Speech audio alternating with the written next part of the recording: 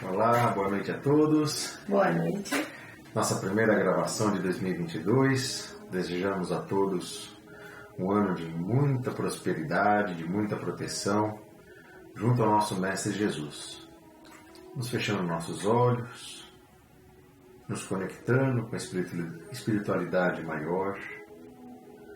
Gratidão, Jesus, por essa oportunidade de estarmos mais este ano todos unidos no propósito de auxiliar os nossos irmãos mais necessitados com nossos pensamentos de amor e luz. Que possamos refletir sobre os ensinamentos de hoje e pôr em prática em nosso dia a dia todos os ensinamentos. Que assim seja, graças a Deus, graças a Jesus. Então, agora com uma novidade, estamos com uma nova página. Gostaríamos de contar com a ajuda de todos, né? Para que sigam a página, chama Aura Vibração Espiritual. Vocês busquem no Facebook e também estará lá no YouTube. Então, nos sigam, tá? Nós estamos agora nessa página. As vibrações estarão sempre nessa página e nesse canal do YouTube, tá bem? Contamos com vocês. Continuando com o livro Recados do Coração, de Bezerra de Menezes, por José Carlos de Luca. A melhor escola. Eduquemos os nossos filhos na base da disciplina amorosa. O amor sem disciplina quase sempre conduz a criança à irresponsabilidade perante a vida. Ninguém é capaz de criar novos hábitos sem que tenha disciplina por companheira. Porém, a disciplina sem amor mais se assemelha a um processo perverso que reprime sem educar, sem criar a consciência da criatura para discernir entre aquilo que ela pode e aquilo que lhe convém. Conjugando disciplina e amor, os pais terão a melhor pedagogia em suas mãos para a educação de seus filhos. E que os nossos pais não se esqueçam que o lar continua sendo a melhor escola do mundo e que o exemplo que dão aos filhos é a mais eficiente técnica de aprendizado. Por isso, nenhuma missão fora do lar pode ser mais importante para os pais do que a sublime tarefa que realizam na intimidade do seu lar. Então, gente, é isso. A disciplina é importantíssima no ambiente doméstico, mas a disciplina amorosa, aquela em que a gente tem que tomar um cuidado, como nós estamos nos sentindo quando nós vamos falar com nossos filhos. Se estivermos irritados, irritadiços com problemas no trabalho, se estivermos irritados com questões da economia doméstica, com dinheiro, se estivermos irritados com um familiar qualquer que seja, com parente, e aí escolhemos esse momento para querer educar os nossos filhos. Não é o momento adequado, porque nós iremos agir com uma truculência muito maior do que deveríamos. O que a gente precisa ter em mente é que tudo que façamos, nós possamos fazer com amor. Colocar amor em tudo, né? Tratar nossos filhos com respeito. A gente não pode se esquecer que aquele ser pequenininho que está na nossa frente, naquele corpinho, é um espírito muito velho, um espírito que tem milhares de anos e que está naquele corpinho pequenininho ali, tendo a oportunidade de refazer o caminho, de se reeducar. É um período muito importante, do 0 até 7 anos de idade, é um período em que a gente tem a oportunidade de... Está tudo muito fácil de assimilação para a criança e ela entender o que é importante, o que é certo na vida, entender o que é ser virtuoso, o que é ser um ser bom com os animais, o que é ter disciplina em relação às pessoas mais velhas, né? Entender que a gente tem que ter respeito tanto pelas mais velhas como pelas pessoas da mesma idade, na escola, né? Ensinando aos nossos filhos que eles não devem praticar o bullying e também não devem ser... a gente não pode normalizar o bullying, dizer, não, mas na minha época eu sofria bullying e eu suportava. Não, era errado na sua época e é errado hoje.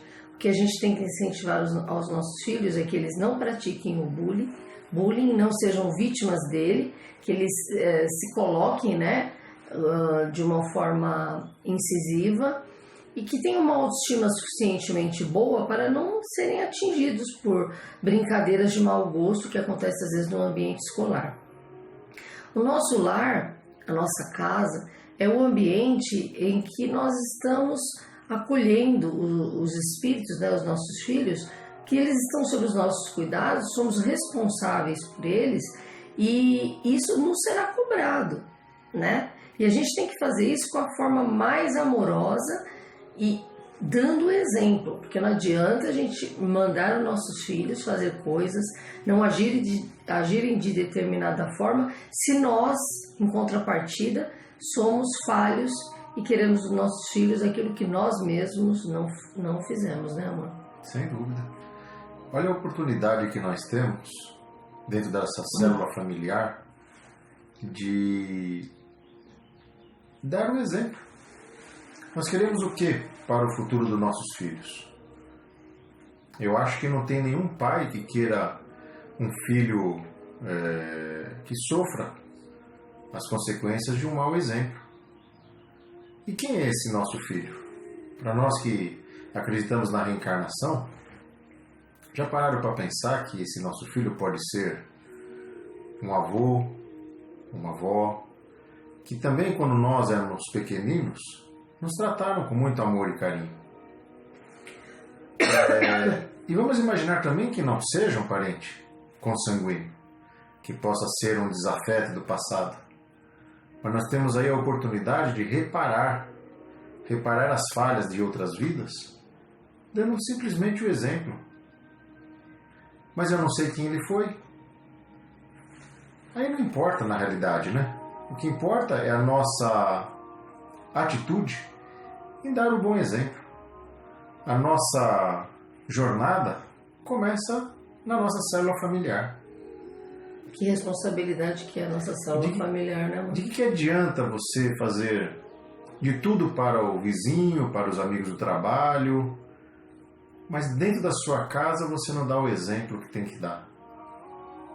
Algo tão simples, né? É um tema muito sério, mas muito simples. Por que dificultar, né? Porque muitas vezes os pais estão preparados em preparar os filhos para o futuro material. Então a gente se preocupa com boas escolas, a gente se preocupa que nosso filho tenha um bom emprego, que ele esteja seguro materialmente. Sim, mas você dá uma boa escola transferindo ao professor a responsabilidade do exemplo, da educação. E o que a gente está esperando? O professor ele tem a responsabilidade de passar a educação didática, mas a moral, as questões morais, familiares, começa dentro de casa. A formação do caráter. O professor é um educador. Ele está lá para educar o quê? Conhecimentos gerais. Mas quem tem que formar aquele ser? É cômodo, né? Eu pago a escolinha, ele tem a obrigação de educar meu filho. Paga uma grana. E o filho apronta na escola, eu me acho no direito de, na escola, brigar. Porque o meu filho foi chamado a atenção, ele foi humilhado, ele foi exposto, né? A escola tem a obrigação de fazer o filho passar porque ele está pagando caro a escola. Isso é um absurdo, né, na realidade. Eu acho que cada qual precisa realmente, desde pequeno, se conscientizar que colocar um filho no mundo é algo maravilhoso, é uma oportunidade única e nós temos que simplesmente fazer a nossa obrigação, que é dar o bom exemplo. O bom exemplo traz para o futuro uma sociedade muito melhor. Muito melhor. Não essa que a gente vê hoje aí nas ruas, tantos jovens drogados, alcoolizados, fazendo bobagem na rua. Hoje jovens que agridem os próprios pais. Aí fala, esse menino não tem educação. Ué, mas a culpa é de quem? Do vizinho? Do professor da escola? Agora, pensando nas famílias menos abastadas, nas famílias mais humildes, né? O que a gente percebe na comunidade é que essas famílias mais simples, o que impera é a violência, é a educação na base do chinelo, né? Agressão física. É isso que a gente percebe que acontece nas famílias mais simples, né? Que moram na comunidade, que é uma cultura que passa de pai para filho, em que se educa batendo, com agressão física, com penalidades. Tem crianças que ficam gravemente machucadas, o conselho tutelar vem e leva essa criança porque essa criança sofreu abuso físico. Aí tem uma parte aí da sociedade que defende ainda esse ponto de vista de que se deve educar batendo, que tudo isso é mimimi. Se você se acostumar desde do seu filho, que seu filho comece a falar, que ele tem 1 ano e pouco, né, que ele você está percebendo que seu filho está entendendo o que você está falando, você começa a exercer o diálogo. Não converse com o seu filho quando ele está andando, está de costas para você está conversando com o seu filho. Não, você tem que ter respeito pelo seu filho para falar com ele também. O respeito, ele é uma coisa que também a gente ensina. Se a gente quer que o filho da gente respeite, a gente tem que respeitá-lo. Então, coloque seu filho sentado, olhe bem nos olhos dele e converse com seu filho. Olha, o que você fez, filho? Bem sabendo o que você está fazendo, isso é legal? E de acordo com cada faixa etária.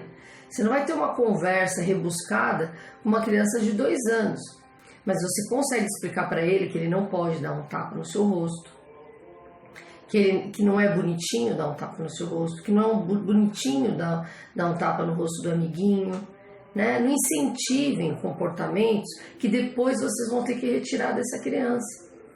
Né? Então, o que é certo, o que é errado, né? Mas ele é pequenininho, é tão bonitinho, mas essa criança vai crescer, e vai crescer com esses maus hábitos. Outra coisa, busque a sua mudança interior, né? Você não quer que teu filho fume, mas você é uma chaminé do lado dele. Você não quer que seu filho beba, mas você vira copos e copos de bebida alcoólica e vive no bar, né?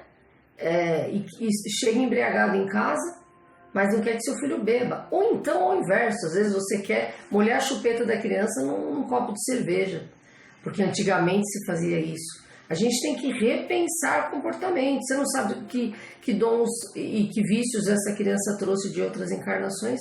Se ela sofreu com alcoolismo em outra encarnação, se isso foi um desafio para ela em outra encarnação, você molha a chupeta dela num copo de cerveja e dá para ela, porque senão ela vai ficar com vontade. Você não sabe o que você está despertando nessa criança, que já é um espírito antigo que já trouxe viciações, né?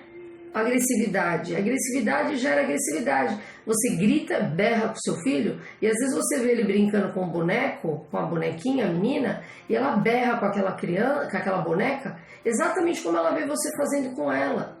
E ela vai levar isso para a escola. E aí você vai ser chamada na escola porque seu filho está batendo no amiguinho, mordendo o amiguinho, né? Conflitos entre marido e mulher que se distratam dentro de casa, se agridem dentro de casa, e o filho vendo tudo isso. Qual será o resultado disso? Vai fazer a mesma coisa no futuro, né? Meu pai batia na minha mãe e eu posso bater na minha mulher. Simples assim. Porque não puderam fazer não tiveram o bom senso de discutirem longe das crianças, né? E mesmo nessa discussão, a criança é que nem uma esponja.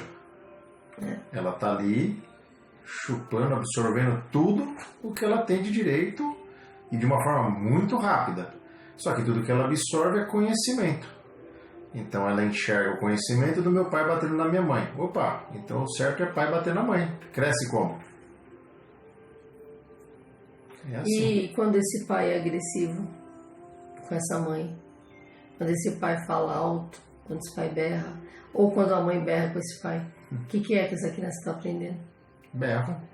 Vou birrar com meu amiguinho, vou gritar com os coleguinhas da classe. É tão comum a gente ver isso hoje, parece que nós estamos falando de um negócio tão simples, né? Mas é comum e algo que vai refletir no futuro de forma muito negativa. Exatamente. E como está aqui no texto, né? E que os nossos pais não se esqueçam que o lar continua sendo a melhor escola do mundo. E que o exemplo que dão aos filhos é a mais eficiente técnica de aprendizado. Por isso, nenhuma missão fora do lar pode ser mais importante para os pais do que a sublime tarefa que realizam na intimidade do lar. É isso, né? É isso aí. Agora nossas vibrações, fechando nossos olhos, imaginando a figura do meigo Jesus. Gratidão, Mestre querido, mais este ano, possamos estar ao seu lado, trabalhando juntos em prol dos mais necessitados. Vamos sentindo os benfeitores celestes, auxiliares de Jesus, banhando nossas cabeças com pétalas brancas de muito amor e muita luz. E caminhando com Jesus, vamos vibrar pelo nosso planeta, que passa por grandes transformações. Vibremos pelas famílias que estão em meio às guerras, por tantas crianças órfãs. Vibremos pelas famílias que choram pela perda do ente querido, pelas famílias que não têm o que comer, não têm o que vestir, famílias que em meio às enchentes perderam suas casas, suas roupas, seus alimentos. Vibremos pelos nossos irmãos em situação de rua, pelos nossos irmãos privados da liberdade, pelos nossos irmãos indígenas. Vibremos, Jesus, pelos nossos irmãos que estão nos hospitais, com esta onda do Covid crescendo novamente, juntamente com o vírus da gripe, hospitais lotados, tantos irmãos apreensivos, com medo.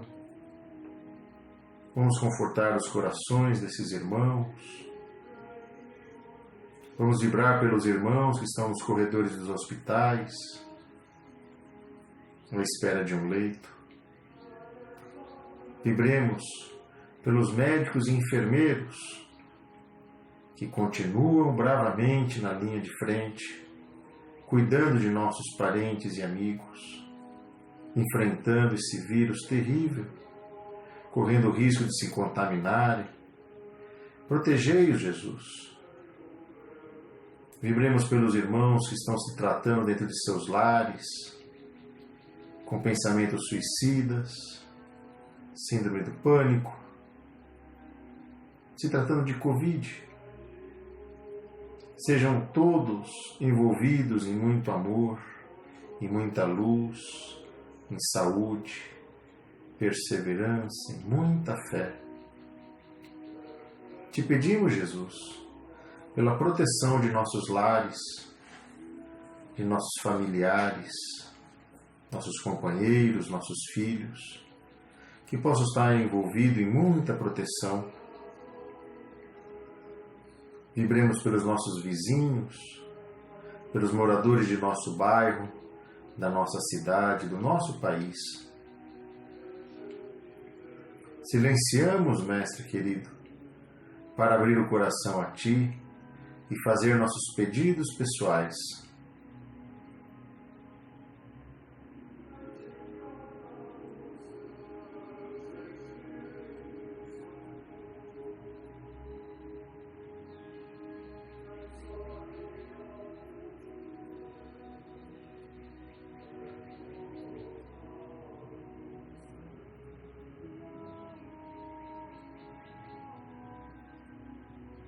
Pedimos aos nossos mentores que fluidifique a água que está à disposição, derramai um bálsamo salutar nestas águas para nos proteger do Covid, do vírus da gripe, para nos dar força para enfrentar todas as nossas dificuldades, proteção e muita luz. Vibremos também pelos irmãos que partiram desta vida, que sejam acolhidos e amparados, encaminhados aos educandários, aos hospitais do astral, que estejam todos envolvidos em muito amor e muita luz. Que assim seja, graças a Deus e graças a Jesus. E aí, amor? Gratidão a todos. Pedimos que compartilhem esta nova página, este novo trabalho que estamos iniciando em 2022. Que curtam. E que nos dê muita força com pensamentos positivos, essa união, essa comunhão junto de Jesus em prol dos mais necessitados. Por que, amor? Porque nós amamos vocês. Um beijão. Uma ótima semana, um feliz ano novo e até a próxima semana. Quarta-feira. Tchau, tchau. Tchau.